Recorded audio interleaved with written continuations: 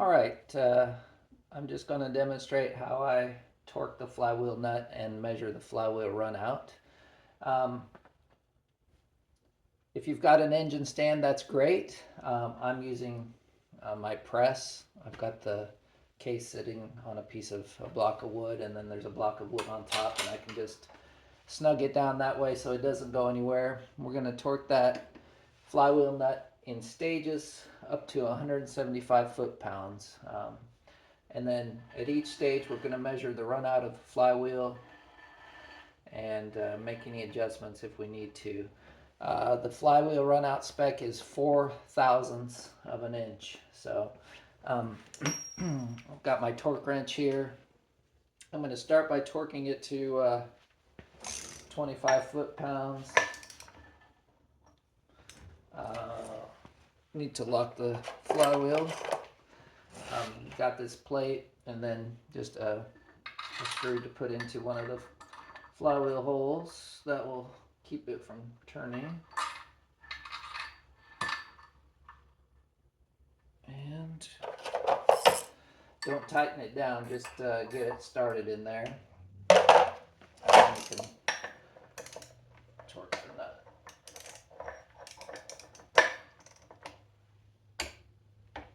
Okay, that's 25 foot-pounds to start with. And then we'll release the flywheel and give the engine a spin and see what we're looking at. So right now,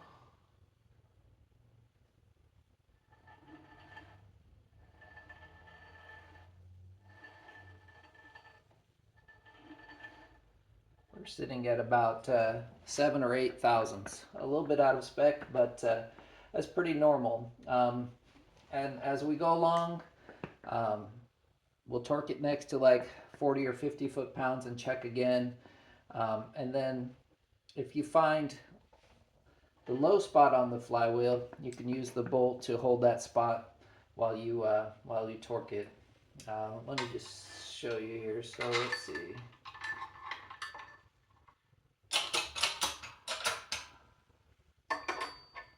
I'll lock the flywheel again, and let's go up to about 40 foot-pounds here.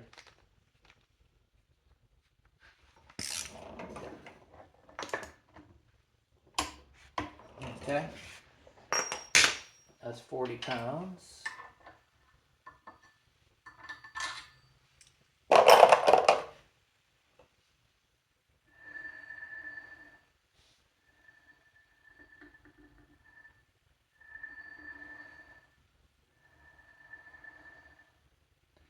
And that's good. The run out came down a little bit. It's about 6 thousandths or so. So we'll want to keep doing that. But let's see. Let's just find the low spot on here.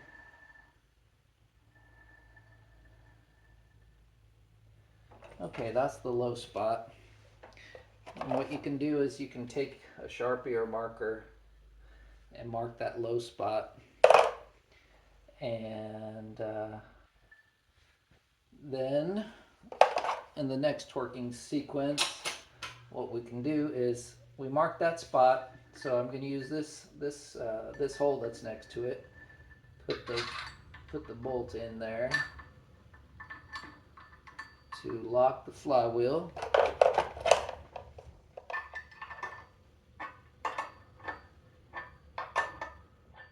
But this time I'm actually going to tighten this nut down against there. And so since that's the low spot on the flywheel, when we tighten this nut to the next increment, the idea is hopefully since we've got that tight, it'll just hold that flywheel, that part of the flywheel out just a bit as we tighten it down. And we should be able to adjust the run out a little bit in that way. So let's see, we're at 40. Let's go up to 50 foot-pounds.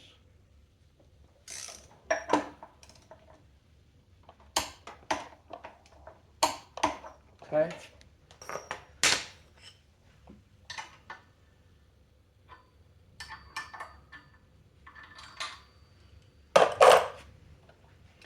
Sometimes it's a bit of a game of cat and mouse with these.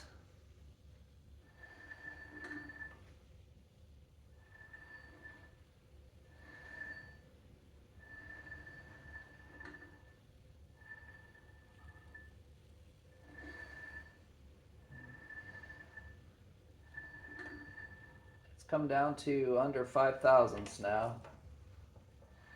And that's good. That's almost down to 4 thousandths. So the low spot is still where we marked it before, so we can repeat that same trick and just put the bolt into that hole and hold that part of the flywheel out as we torque it to the next stage. And we'll keep doing that all the way up till we get to 175 foot-pounds, and then we'll check the flywheel, the final run out then. Okay, so we've got the flywheel nut torqued down to the full 175 foot-pounds, and measuring the run out here of the flywheel. This one looks great. It is under 2 thousandths,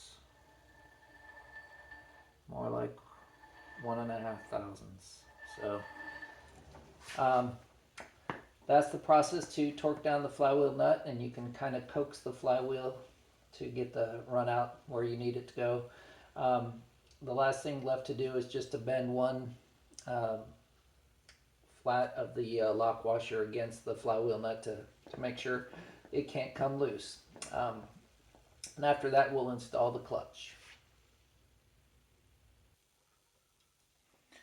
All right, so back up on the bench, we've got the flywheel lock washer, one side of it bent up against the flywheel nut, and we're done with the flywheel at this point. The next thing to put on is the clutch. This bike is getting all new clutch components. The first thing you'll put on is the clutch spring. It will go in there. That's followed by this friction plate. The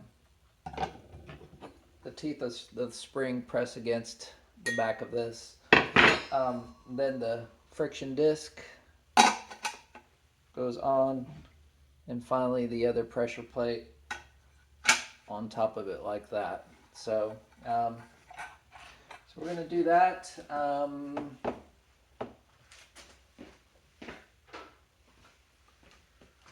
There's a clutch alignment tool that will help keep everything centered as we tighten down the clutch, and we can actually probably work on it like this if we want to. But first thing we do is put that on, clutch spring.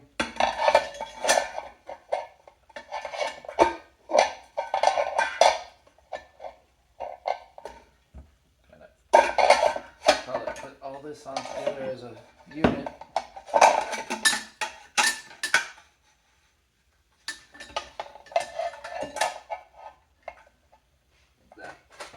And we'll start by using 3 of these clutch installation bolts to get things started here. Just get the first one going.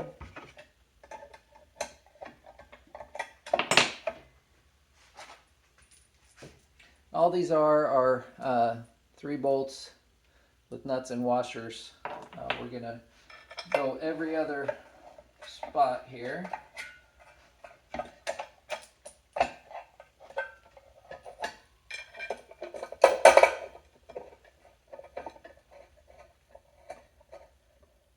Like this.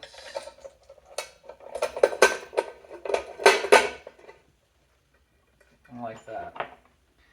And we'll just get these just started.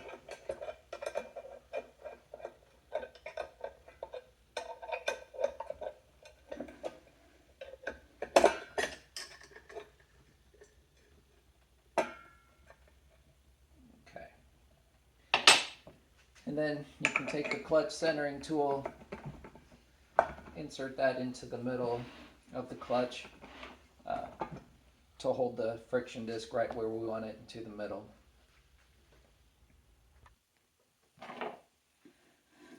Then at this point all we do is we tighten down the nuts.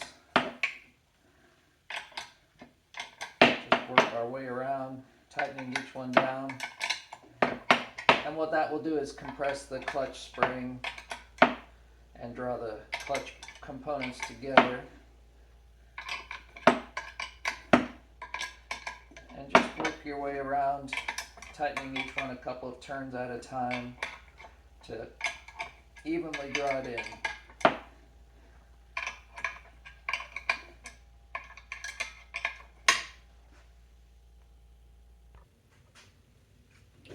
And eventually you'll get the clutch spring all the way compressed and you're ready to install these 3 clutch screws. I've got all new clutch screws that I'm using for this bike. And I'm going to put just a drop of blue Loctite on the threads before I install them. Okay.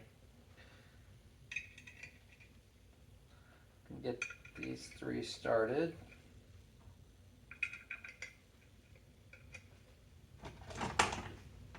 And you'll want to tighten them all the way down. And then after these 3 are tightened down, then you can remove the 3 holding bolts.